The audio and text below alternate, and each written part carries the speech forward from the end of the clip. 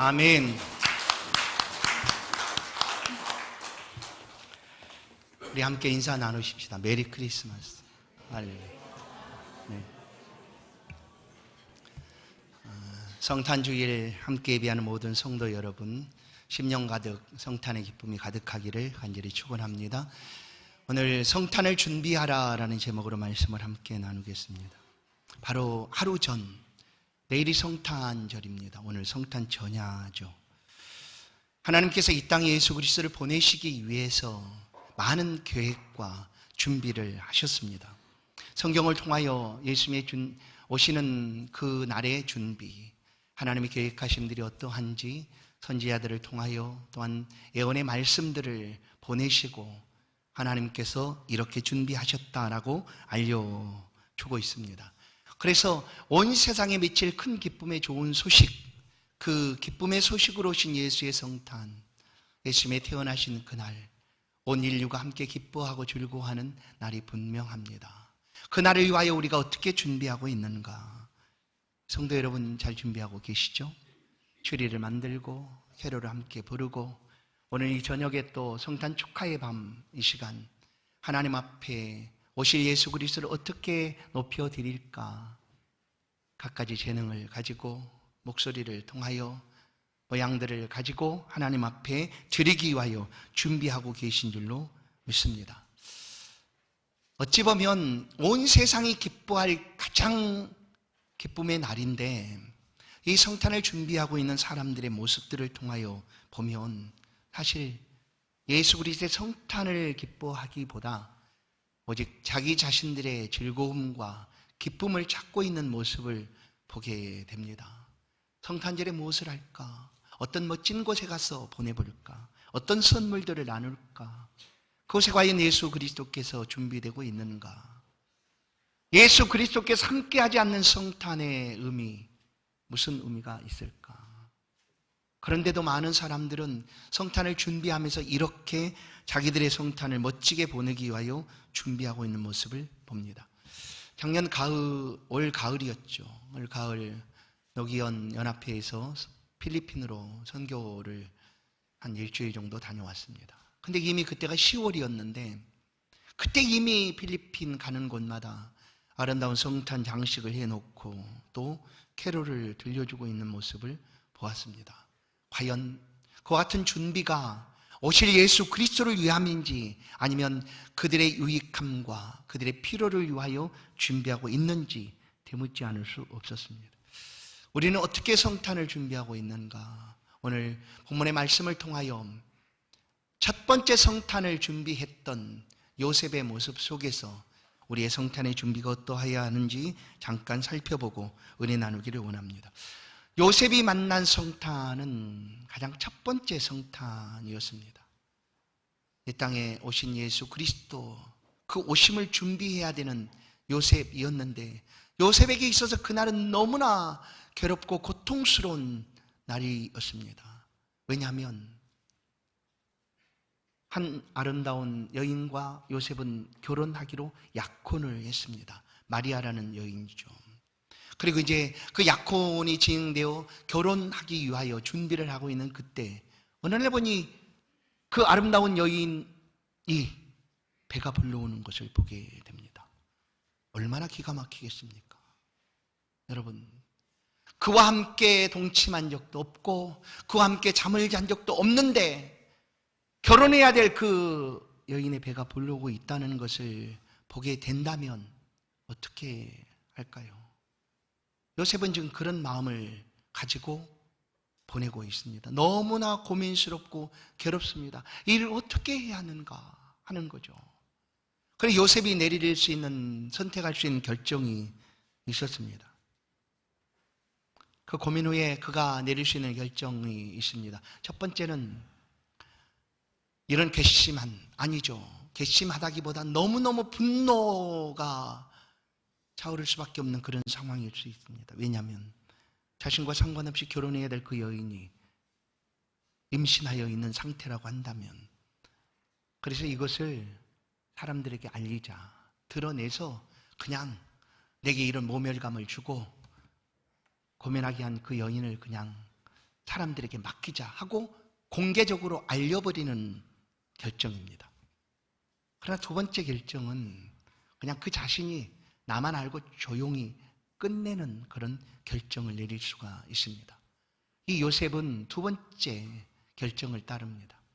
그래서 그를 드러내지 않고, 오늘 보시면 19절 말씀입니다. 19절을 보시면 그의 남편 요셉은 의로운 사람이라 그를 드러내지 아니하고 가만히 끊고자 하였다. 여기서 마리아를 드러내지 않고, 그러니까 마리아를 사람들에게 드러내고 이 사람이 이런 일을 한 여인입니다 하면 율법대로 그는 그 자리에서 돌에 맞아 죽어야 하는 상황입니다. 만약 요셉의 첫 번째 결정대로 그를 드러냈다고 하면 마리아는 죽습니다.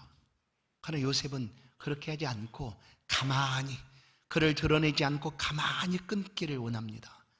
그냥 그와 나와 약혼했던 것을 끊고 그냥 모르는 것처럼 지내자 하는 거였어요.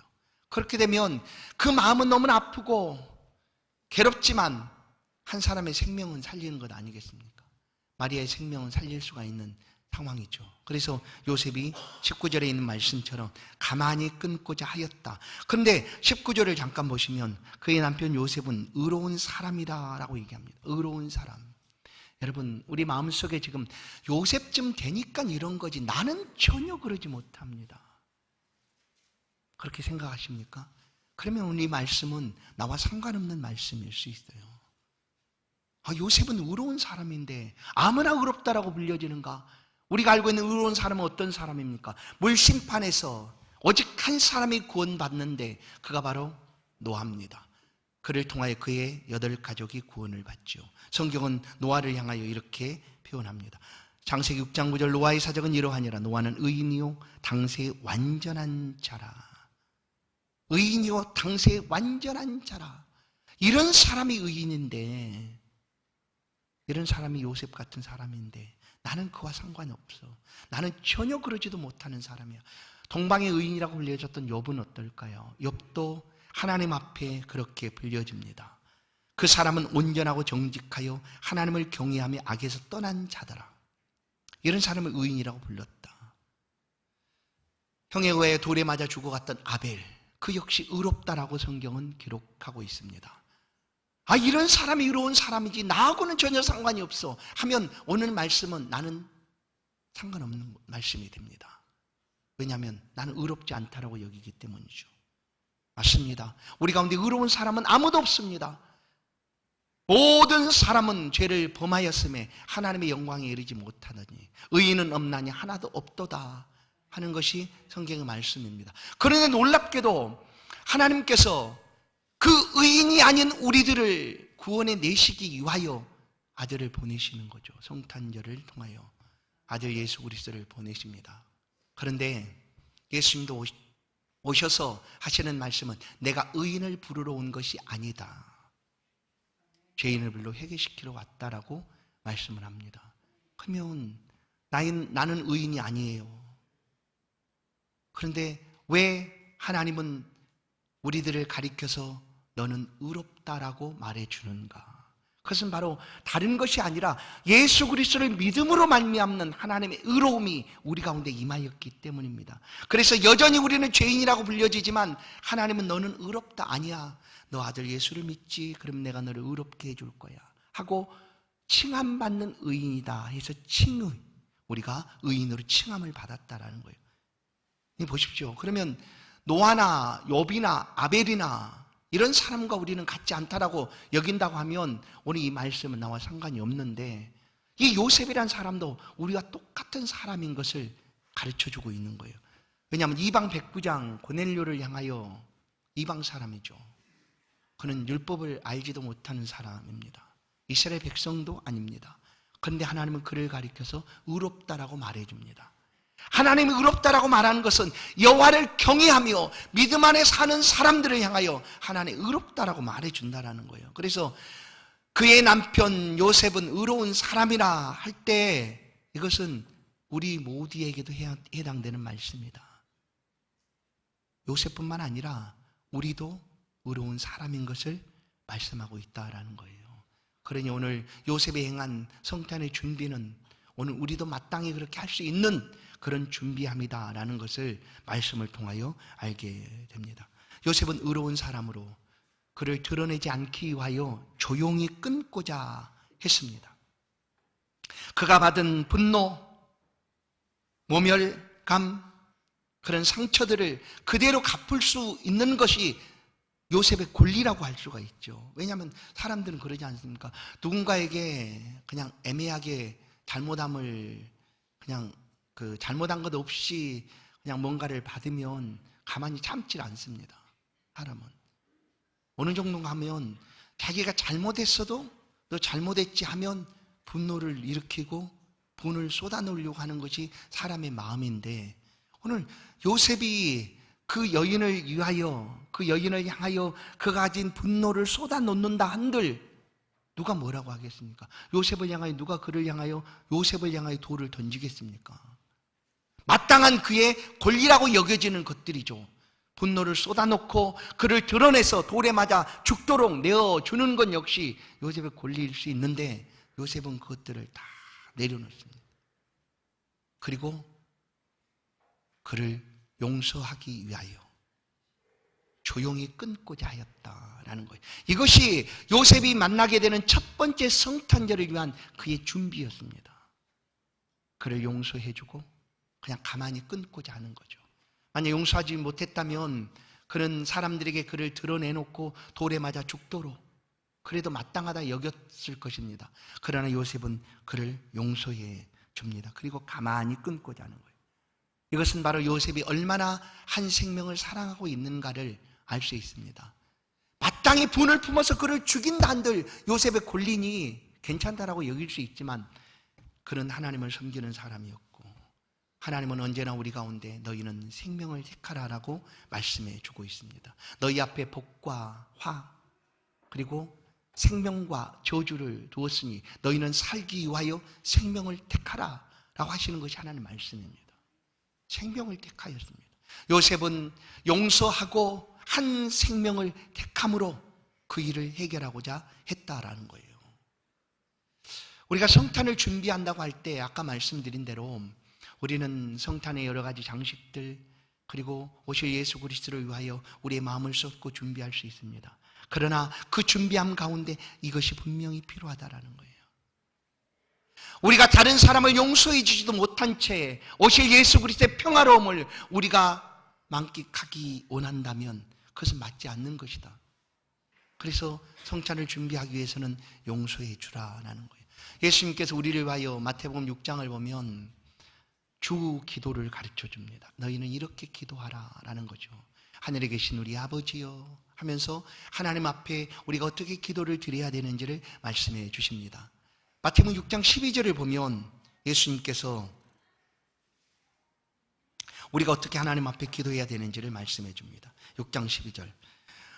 우리가 우리에게 죄 지은 자를 사하여 준 것 같이 우리의 죄를 사하여 주시옵고 라고 얘기하죠. 여러분, 우리가 용서함을 받기를 원하고 하나님 앞에 기도 드릴 때 우리에게 잘못한 사람이 혹 있는데 그를 용서해 주지 않은 채 하나님 앞에 우리가 기도를 하면 우리의 마음이 어떨까요? 양심 있는 우리의 마음은 뭔가 좀 찔리지 않겠습니까?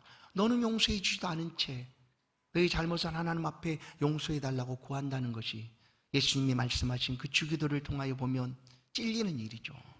그래서 주님은 우리가 우리에게 죄 지은 자를 사하여 준 것 같이 우리의 죄를 사하여 주옵소서라고 구하게 하신 것입니다. 이 요셉은 성탄을 이렇게 준비합니다. 용서와 생명을 사랑하는 성탄절로 준비하여 갑니다. 성도 여러분, 성탄의 기쁨과 은혜를 맛보기를 원하십니까? 그러면 우리에게 상처 주었던 일들, 혹시 그런 사람들이 있으면 용서해 주십시오. 그냥 주님의 오심의 그 기쁨이 우리의 삶에 가득 채워지기 위하여 아픈 상처 또 아프게 했던 그 사람들까지라도 용서해 줄 수 있다면, 그렇게 준비가 된다면 오신 예수 그리스도의 성탄의 날 그 어떤 것보다 기쁨이 가득하게 될 줄로 믿습니다. 요셉은 그렇게 준비를 합니다. 두 번째, 요셉이 성탄을 준비하는데 요셉이 이런 결정을 내리자 오늘 20절을 보면 주의 사자가 그를 만나 주십니다. 이 일을 생각할 때 주의 사자가 현몽하여 이르되 다윗의 자손 요셉아 내 아내 마리아 데려오기를 무서워하지 말아라. 그에게 잉태된 자는 성령으로 된 것이다 라고 얘기합니다. 성령으로 된 것이니 그냥 데려오기를 무서워하지 말아라. 여러분, 요셉의 결정은 자기가 의로운 사람이었고 자기의 그 신념을 따라서 어떻게 보면 믿음을 따라서 내린 결정입니다. 그러나 이 결정이라는 것이 언제든지 사라질 수 있다는 것을 우리는 압니다. 왜냐하면 우리는 너무나 연약한 사람들입니다. 내가 절대로 그런 일이 없어. 내가 내 눈에 흙이 들어가기 전까지 절대로 내가 얘기하지 않을 거야. 이것은 내 무덤까지 가지고 갈게. 한다 할지라도 우리는 연약한 사람들입니다. 어느 순간 내 그 결심과 결심이 약해져서 그냥 어느 순간 툭 튀어나올 수 있어요. 아, 내가 그때 그런 일이 있었어. 이 마리아 있잖아. 그 여인 그런 일이 있었어. 할 수도 있다는 것 아니겠어요? 이런 요셉의 결심을 하나님께서 어떻게 확신 있게 하는가 하면 말씀입니다. 주의 사자가 찾아와서 요셉에게 만나 주십니다. 그리고 만나 주셔서 요셉이 그런 결정을 내린 것에 대해서 하나님의 말씀으로 확신을 갖게 합니다. 확신을 갖게 하는 거예요. 보시면 요셉은 이스라엘의 유다 지파 족속입니다. 그리고 메시아는 유다 지파인 다윗의 후손에서 오시게 될 것이다라는 것이 예언의 말씀이죠. 요셉 시대에, 그러니까 요셉이 살고 있는 이때에 메시아는 곧 오실 것이다 하는 메시아 대망이 아주 극에 달했던 때였습니다. 왜냐하면 로마의 압제는 더 심해졌고 이런 어려움 속에서 메시아가 오시면 우리의 모든 이와 같은 상황들을 바꿔주실 것이다 하고 메시아를 기다렸어요. 그러다 보니 구약에 있는 메시아 예언들을 그들이 보지 않았겠어요? 듣지 않았겠습니까? 요셉도 그 말씀들을 듣고 기억을 할 것입니다. 그런데 주의 사자가 그가 이와 같은 용서하고 생명을 살리겠다라는 결정을 하는 그때에 이 일을 생각할 때에 주의 사자가 그를 찾아옵니다. 그리고 마리아 데려오기를 무서워 말아라 하며 하시는 말씀이 23절, 22절, 23절 곧 이 말씀, 이 모든 일이 된 것이 주께서 선지자로 하신 말씀을 이루려 하심이니 이사야 7장 13절인 14절인 말씀 보라 처녀가 잉태하여 아들을 낳을 것이요 그 이름을 임마누엘이라 하리라 하는 말씀을 들려주는 이 말씀은 주의 사자가 구약 속에 예언되어 있는 메시아의 말씀을 들려주고 있는 거죠. 요셉에게. 요셉은 그 전까지는 자신의 그 믿음을 따라서 한 결정이었어요. 조용히 끊자 그냥.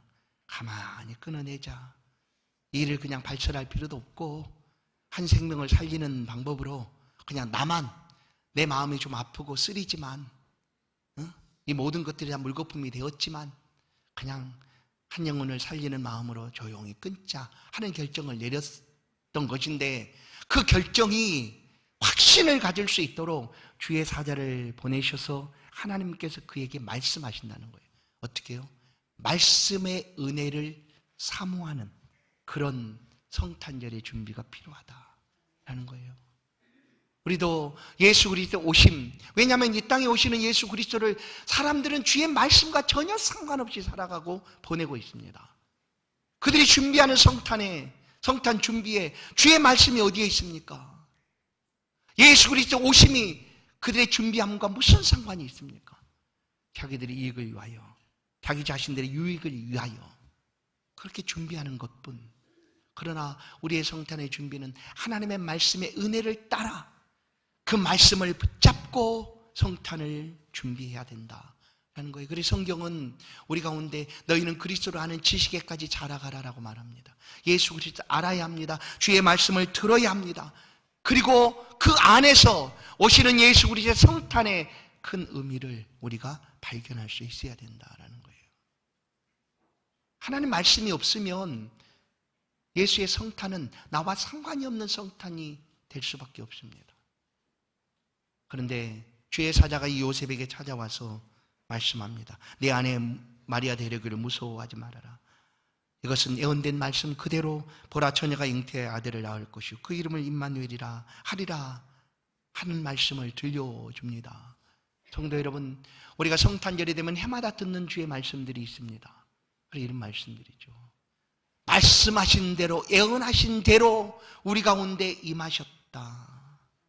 이 모든 말씀이 사라진 채 그저 예수 그리스도의 성탄의 날, 성탄절, 메리 크리스마스로만 기억되고 있다면 온전한 성탄의 준비가 될 수가 있을까 하는 것이죠.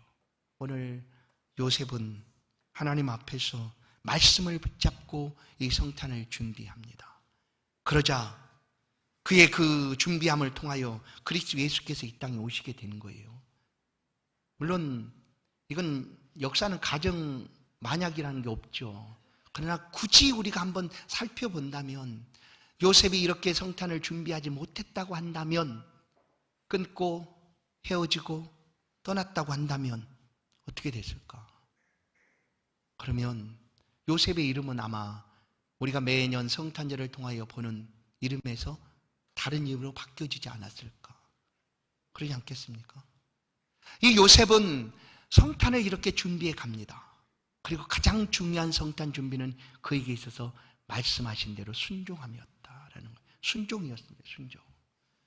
예수께서 이 땅에 오실 때 많은 사람들이 이와 같은 순종을 하고 있었습니다. 하나님께서는 결단을 해야 되는 순간이었죠. 인류의 구원을 위하여 독생자 예수 그리스도, 성부 하나님께 성자 예수님께 말씀하시는 거예요. 이렇게 계획하고 있는데 하나님은 자신의 아들을 죽여야 되는 상황인데 하나님 아버지께서 결단하신 거죠. 그래서 그 결단이 성자 예수님께 들려졌고 성자 예수님은 그 하나님의 계획하심을 받아들인 것 아니겠습니까? 우리가 알지 못하는 천상의 세계에서 이미 그 일이 이루어졌습니다. 그런데 예수께서 오셔서 십자가에 못 박히실 때 어떻게 외치십니까? 엘리 엘리 라마 사막타니, 나의 하나님 어찌하여 나를 돌아보지 않습니까? 버리셨습니까? 하는 그 외침을 우리가 들을 때 한편으로 이런 생각을 하죠. 아, 예수님도 괴로우셨구나. 여러분, 그러나 그 순간에 주님이 결정하신 것이 아니라는 거예요. 이미 이 땅에 하나님의 구원 계획을 가지시고 오시는 그 이전에 예수님께서 순종하셨던 거예요. 성부 하나님의 그 계획 앞에 예수님이 순종하셨어요. 그러나 그 순종대로 삶을 살아가서 이 십자가에 죽으시는 그 고통이 너무나 크기 때문에 그 순간 이렇게 외칠 수밖에 없었다라는 거죠. 성탄하신 예수 그리스도가 오실 때 예수님은 순종하셨습니다. 어디 그뿐이겠습니까? 수많은 선지자들이 하나님의 말씀에 순종하여 이 예언의 말씀들을 전해 주었습니다. 영적인 존재였던 천사들도 하나님의 말씀에 순종하여 이 말씀들을 우리 가운데 들려주었습니다. 어디 그뿐입니까? 마리아의 순종도 있지 않습니까? 마리아는 처녀의 몸으로 아이를 임신해야 합니다. 남과 여자의 성적인 관계가 없이 자녀가 출생하는 법은 없습니다. 그런 일이 일어날 수도 없습니다. 누가 알아주겠습니까? 나는 그런 일이 없어요라고 말한다고 한들 마리아가 아니요, 나는 처녀의 몸이지만 하나님이 내게 잉태를 하게 하신 거예요 라고 말한다는들 누가 들어주겠습니까? 알아주겠습니까? 그런데 천사가 와서 너는 내 안에 성령이 임하여 잉태하게 될 것이고 아들을 낳으리니 그 이름을 예수로 하라 라는 말씀을 하는 순간 마리아는 주의 여종이오니 말씀대로 이루어지이다 하고 순종합니다. 이 순종은 죽음을 전제하고 하는 순종이죠. 나 죽을 각오가 되어 있습니다. 혹시 저들이 알지 못해서 나를 이해하지 못하고 하나님의 뜻을 발견하지 못한 채 나를 죽인다고 하면 난 죽을 각오가 되어 있습니다. 그러나 지금 하나님 말씀대로 되기를 원합니다 하고 순종했다는 거예요. 여러분, 성탄의 준비는 순종입니다. 말씀의 순종입니다. 말씀의 순종. 요셉이 보십시오.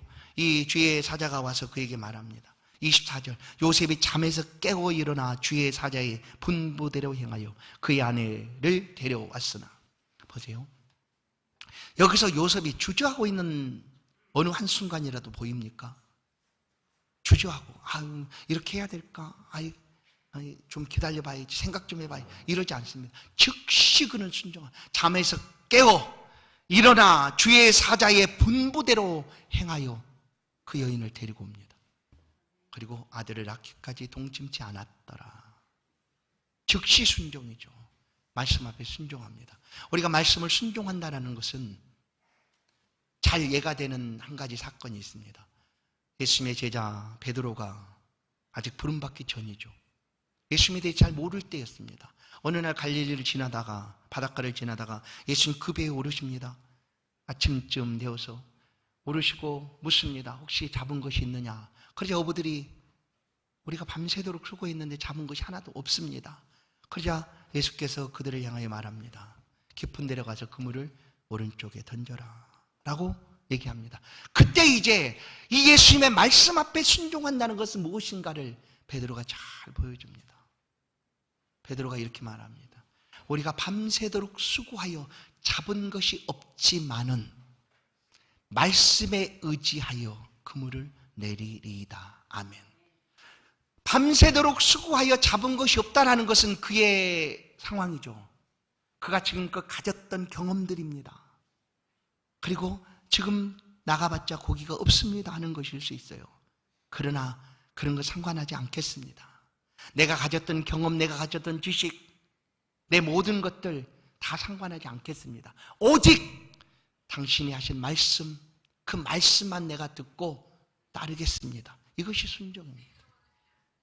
이것이 순종이에요.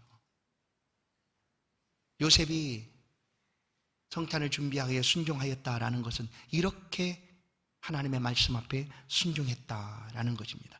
그렇게 해서 요셉은 그 아내를 데려왔고, 그리고 아들을 낳기까지 동침치 않았지만 아들 예수 그리스도께서 태어나셨습니다. 그렇게 하여 첫 번째 성탄을 요셉이 맞이하게 된 것입니다. 성도 여러분, 요셉이 준비한 성탄의 준비가 어떻습니까? 우리는 어떻게 성탄을 준비하고 있습니까? 그러나 우리가 겉으로 표현되고 있는 요셉의 모습은 이렇지만 그의 삶에서 얼마나 많은 것들을 참아내야 했겠습니까? 절제하고 헌신하고 순종해야 했겠습니까? 이 일을 이루기 위하여. 그렇습니다. 오늘 우리 가운데 오신 예수 그리스도, 큰 기쁨의 좋은 소식, 온 세상 사람들이 기뻐할 메리 크리스마스 성탄절이지만 준비하지 아니하면 온전한 기쁨과 성탄의 은혜를 우리가 누릴 수가 없다라는 것이죠. 오늘 2023년 성탄절은 우리가 이렇게 준비하면 어떨까 싶습니다. 용서해 주십시오. 그리고 생명을 아끼고 사랑해 주십시오. 그렇게 맞이하는 성탄절이 되기를 주의 이름으로 축원합니다. 말씀에 의지하여, 근거하여, 말씀과 상관없는, 그리스도 예수와 상관없는 성탄절이 아니라 말씀에 붙잡혀 말씀 안에서 주시는 은혜를 따라 맞이하는 성탄절을 준비할 수 있기를 축원합니다.